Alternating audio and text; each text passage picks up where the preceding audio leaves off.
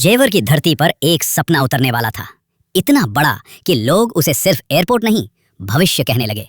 इसी सपने का नाम था नोएडा इंटरनेशनल एयरपोर्ट। कहानी शुरू होती है उस दिन से जब मंच सजा था, भीड़ उमड़ी हुई थी, कैमरे चमक रहे थे और मंच पर साथ खड़े थे नरेंद्र मोदी और योगी आदित्यनाथ। मोदी जी ने माइक संभाला और एक लाइन बोली जिसने पूरे माहौल को बिजली सा कर दिया। ये सिर्फ एयरपोर्ट नहीं, विकास का द्वार है। यहीं से कहानी में जान आ गई। योगी आदित्यनाथ के लिए ये सिर्फ एक प्रोजेक्ट नहीं था, ये उनकी छवि, उनकी रफ्तार और उनके काम बोलता है वाले वादे की परीक्षा थी। दूसरी तरफ मोदी जी के लिए ये एक बड़ा संदेश था, उत्तर प्रदेश अब पीछे नहीं, आगे दौड़ रहा है। लेकिन असली ड्रामा तब शुरू हुआ जब जमीन की बात आई। गांवों में हलचल मच गई, किसान सोच में पड़ गए, अपनी जमीन दें या रोकें। कुछ ने कहा भविष्य के लिए सही है, तो कुछ बोले हमारी जमीन ही हमारी जिंदगी है।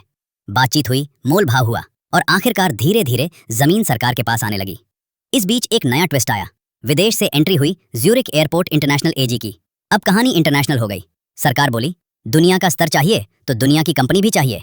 विपक्ष मुस्कुराया, अब देखो आगे क्या होता है। फिर आया वो दौर जिसे कोई स्क्रिप्ट भी नहीं लिख सकती थी, कोरोना। काम की रफ्तार धीमी पड़ गई, मशीनें रुकी, मजदूर लौटे और जो सपना तेज दौड़ रहा था वो थोड़ी देर के लिए ठहर गया। लेकिन कहानी यहीं खत्म नहीं होती। धीरे धीरे काम फिर शुरू हुआ, धूल उड़ी, क्रेन उठी, रनवे की लकीरें जमीन पर खिंचने लगीं।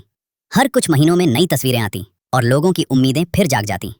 राजनीति भी साथ साथ चलती रही, कोई इसे विकास का प्रतीक कहता तो कोई देरी का उदाहरण। लेकिन जेवर की उस जमीन पर जहां कभी खेत थे, अब एक नया शहर आकार लेने लगा था।